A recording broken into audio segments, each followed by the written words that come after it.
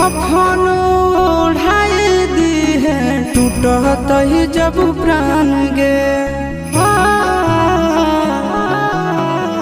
मोरे घड़ी पनिया पिलाई दी है जान गे कफन ओढ़ाई दी है टूटत ही जब प्राण गे हगे हमारा से तोरा जाती प्यार होता भेट सक छात कर लगे हगे सोनाया रावा हो भरती पाटनवा में आके मुलाकात कर लगे हगे सोनाया रावा